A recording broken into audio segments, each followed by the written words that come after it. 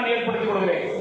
இது எங்க போகும்னா, நீங்க உங்க தெருவில் ஒரு குப்பையா இருக்குன்னு பாக்குறீங்க, ஒரு பிரச்சனை இருக்குன்னு பாக்குறீங்க, எங்களுடைய கவனத்துக்கு கொண்டு வரீங்க, நாங்க செஞ்சு கொடுக்குறோம்.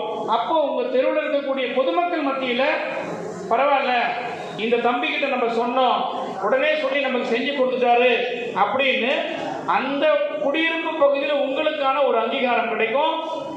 இது எங்க போய் முடியும் என்றால், உங்களை மெல்ல மெல்ல இந்த சமூகத்தின் மீது சமூக பணி ஆற்றுவதற்கு இது ஒரு வாய்ப்பாக இருக்கும். புரியுதா? ரெண்டு விஷயம். ஒன்று, விளையாட்டின் மூலமாக உடல் ஆரோக்கியம் ஏற்படுகிறது. தீய பழக்கங்களிலிருந்து செல்வதை நம் மைண்ட் டைவர்ட் பண்ண வைக்கிறோம். நம்மளுடைய நண்பர்கள் அது போன்ற கெட்ட பழக்கத்தில் போகாம பார்த்துக்கிறதுக்கு நம்ம உறுதுணையா இருக்கிறோம். அதை தாண்டி நம்ம சமூக பணி செய்வதற்கு நீங்க போய் கார்பரேஷன்ல போய் சொன்னா செய்ய முடியாததை, இல்ல அரசு அலுவலகங்களில் போய் சொன்னா செய்ய முடியாததை நீங்க எங்களுடைய ஆபீஸ்ல சொன்னா நடக்குன்ற போது, அப்போ சமூகத்துல உங்க சுற்றி இருக்கக்கூடிய வீடுகள் பற்றியில உங்களுக்கான ஒரு முக்கியத்துவம், ஒரு இம்பார்ட்டன்ஸ் கிடைக்கும். நான் சொல்றது சரியா இல்லையா? கரெக்டா இல்லையா?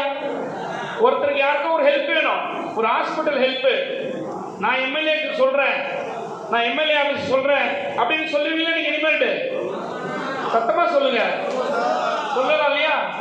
இதுக்காக தான் நான் உங்களை சந்திக்கணுன்றதுக்காக இது போன்ற நிகழ்ச்சியை நான் ஏற்பாடு. மற்றபடி விளையாட்டு, உங்க டீம் விளையாடிட்டு இருக்க போறீங்க, அதற்கு நாங்கள் பரிசு கொடுக்க போறோம், அது தனி வழி.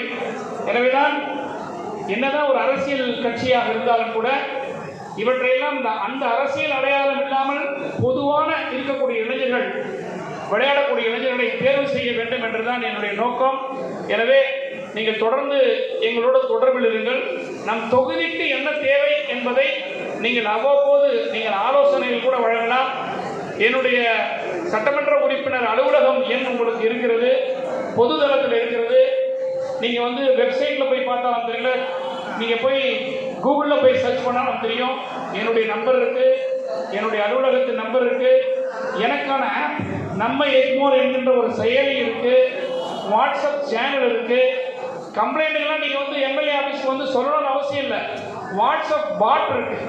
ஜஸ்ட் உங்களுடைய தெருவில் ஒரு பிரச்சனை இருக்கு, இங்கே கழிவுநீர் அடைச்சி இருக்கு, தண்ணி ரோட்டில் போயிட்டு இருக்கு அப்படின்னா அதை ஒரு ஃபோட்டோ எடுத்து வாட்ஸ்அப் பாட் ஒன்று இருக்கு, அதில் நீங்கள் அப்லோடு பண்ணால் ஆட்டோமேட்டிக்காக எங்களுக்கு வந்துடும்.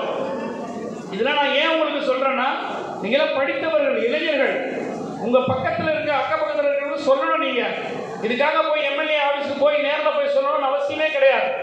வாட்ஸ்அப் பாட் நம்பர், உங்களுடைய கேப்டன்ஸ் இருக்காங்க, கேப்டனோட என்னுடைய ஆஃபீஸ் தொடர்பில் இருக்கக்கூடிய ஒரு வாட்ஸ்அப்